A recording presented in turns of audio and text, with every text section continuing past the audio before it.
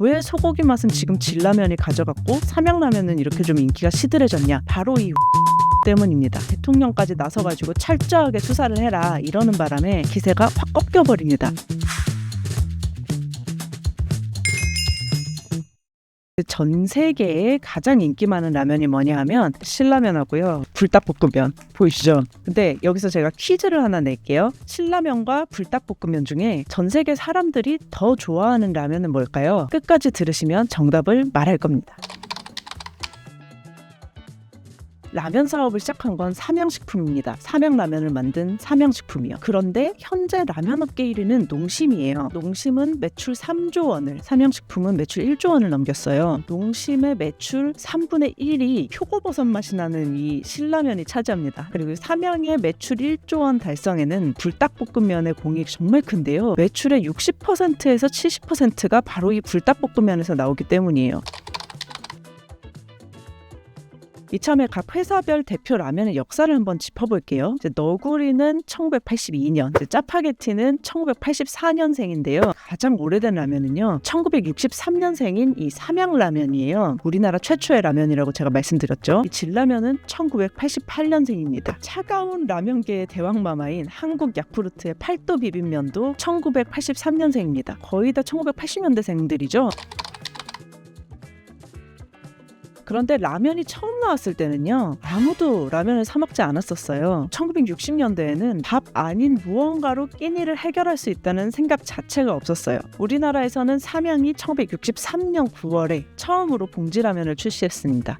이게 바로 삼양라면인데요. 한 봉지에 10원 정도 했고요. 4,000원에서 5,000원 정도 하는 느낌이었을 거예요. 저렴한 가격이라고 하기는 조금 어렵습니다. 그래서 라면이 처음 소개된 1963년에는요. 이 라면 판매 캠페인을 서울역 광장에서 1년이나 펼쳐야 했어요. 서울역 광장에서요. 이제 양복 입은 삼양식품 사원들이 나와가지고 라면을 직접 끓여 먹는 판촉 행사 같은 거를 했대요. 라면 냄새 막 서울역 광장에 퍼지면 입맛이 막 돌았을 것 같은데, 그때 당시 사람들은 아유 저게 간식으로 밥을 먹어야지, 밥을, 약간 이렇게 좀 반응을 하셨던 것 같아요. 왜냐하면 맨 처음에 삼양에서 선보였던 라면이요, 일본에서 기술을 그대로 들어온 치킨 라면 맛이어가지고 어떻게 보면 우리 입맛에는 조금 느끼할 수 있거든요. 그래서 이거를 개발을 해가지고 어떻게 좀 팔겠다고 하면서 된장맛 라면이 나옵니다. 그래서 1960년대에는 된장맛 라면이 인기였고요. 1970년대에는 라면은 좀 얼큰해야 된다 이래가지고 김치 맛이 인기였다고 합니다. 근데 지금처럼 약간 감칠맛이 도는 얼큰한 맛을 개발하게 된 건요, 1965년에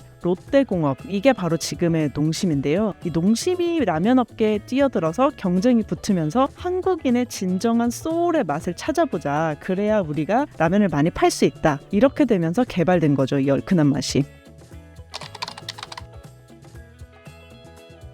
각종 마케팅도 굉장히 활발하게 일어나기 시작합니다. 지금까지도 라면 업계를 설명하는 단 하나의 키워드를 꼽자면 마케팅일 정도로 시작부터 홍보와 마케팅이 굉장히 치열했어요. 1967년에 농심에서 식품업계로서는 최초로 대규모 할인 판촉 행사를 할 정도였거든요. 이때 당시에 농심의 뒤를 이어서 다른 업체들이 막 줄줄이 시장에 들어와서 선보였던 라면들이 뭐냐 하면요, 들어보시면 진짜 생소하실 거예요. 신한 제분의 해표라면, 풍년식품의 뉴라면, 풍국제면의 아리랑 라면들이 생산됐고요. 빠르게 정리됩니다. 1960년대가 다 지나기 전인 1969년에요. 경쟁력이 부족했던 기업은 모두 시장에서 퇴출되고요. 농심과 삼양의 2개사 체제로 다시 압축이 됩니다. 이 2강 체제가 1983년까지 지속되다가 1983년에는 한국야쿠르트, 1986년에는 빙그레, 1987년 12월에는 오뚜기 라면이 라면 시장에 참여하게 됩니다.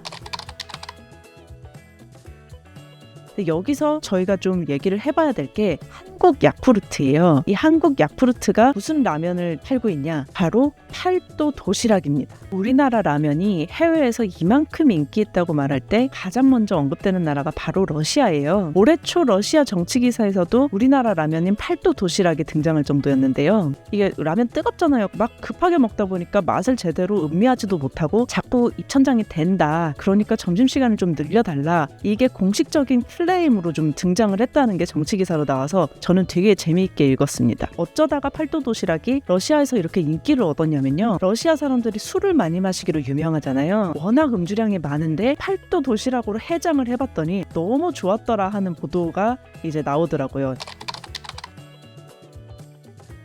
팔도 도시락 말고 그러면 다른 라면들은 어떻게 세계에 알려졌냐? 1986년도에 우리나라에서 열렸던 아시안 게임을 주목해봐야 됩니다. 이제 라면을 좀 어떻게든 해외 시장을 개척을 해보려고요. 전 경기장에 특설 매장하고 자동 판매기 센터를 설치해서 농심 사발면만 하루에 75만 개에서 80만 개를 판매를 했대요. 매일매일 품절이 났다고 합니다. 다른 라면들도 이 기회를 놓칠 수 없죠. 그간 쌓아온 마케팅 능력을 펼치는 거의 라면 전쟁이 일어났다고 이렇게 묘사가 될 정도였습니다. 차곡차곡 잠재력을 쌓아가다가요, 우리나라 문화 콘텐츠가 확산되는 현상, 그러니까 한류를 만나게 됩니다. 한류를 만나면서 라면 수출도 급격하게 증가하기 시작하는데요. 2015년에 무슨 한류 히트작이 터졌는지 기억하세요? 별에서 온 그대라고요. 별 그대라고 줄여 부르죠. 배우 전지현과 김수현이 주연으로 연기한 드라마가 굉장히 세계적인 인기를 끌게 돼요. 근데 여기서요, 치맥이 굉장히 자주 등장을 했고요. 라면까지 덩달아 인기를 얻게 되는 거예요. 그 즈음에 짜장라면의 중국 수출도 1년 만에 8배 정도 늘었다고 하는데, 이 짜장라면이라 함은 짜파게티죠.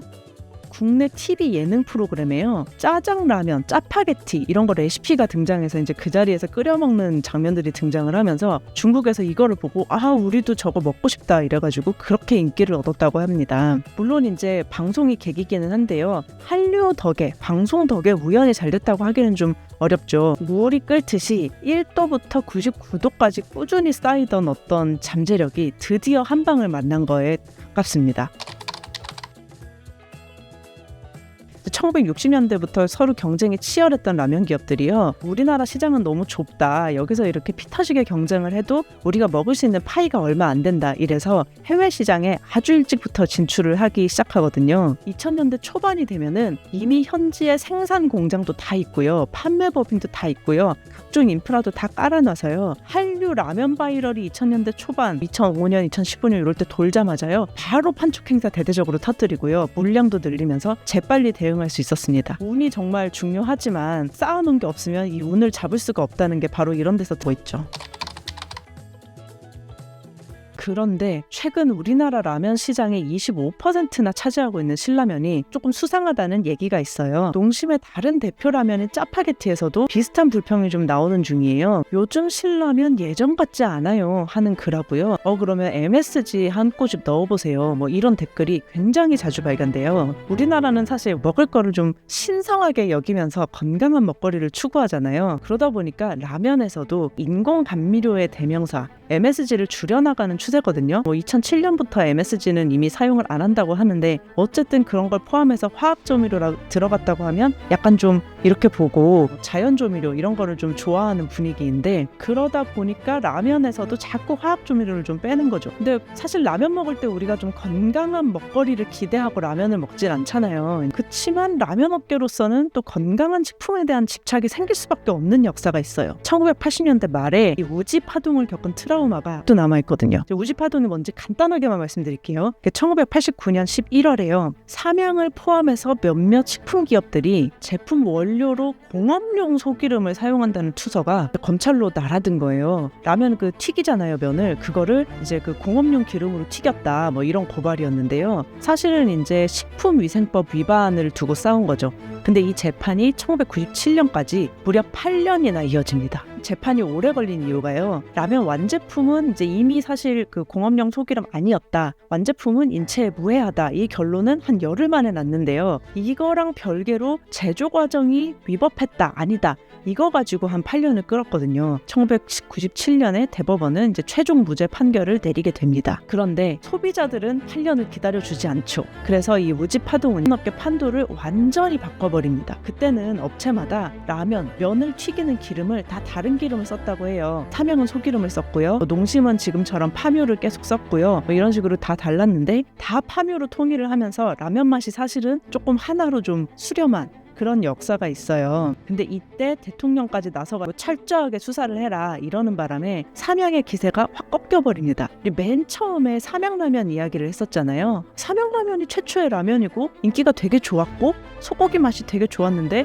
왜 소고기 맛은 지금 진라면이 가져갔고 삼양라면은 이렇게 좀 인기가 시들해졌냐? 바로 이 우집파동 때문입니다. 삼양에서는 아예 소고기 기름으로 튀길 수가 없으니까 소고기 맛 말고 다른 맛으로 개발해보자 이래가지고 햄 맛이 나게 돼요. 그래서 지금 삼양라면은 한번 드셔보세요. 부대찌개 맛을 노리고 만들었다고 합니다. 오늘 문명의 발견, 라면 이야기였습니다. 이제 여러분은요, 신라면이 표고버섯 맛이고 삼양라면이 부대찌개 맛이라는 걸 아셨으니까요. 이제 라면 드실 때 친구들한테 무슨 맛인지 아냐고 한번 꼭 물어보세요. 이게 무슨 맛인지 이야기를 해주시고요. 맨 처음 퀴즈 정답은요, 신라면입니다. 아직까지도 불닭볶음면보다는 신라면이 최고래요. 농심에서도 자기 제품인데도 불구하고 신라면을 넘어서는 제품을 개발을 하지 못해가지고 굉장히 좀 노력을 많이 한다고 하더라고요. 혹시 궁금한 내용이 있으면 댓글로 아이템 제보해 주시면 또 문명의 발견에서 찾아뵙도록 하겠습니다. 감사합니다.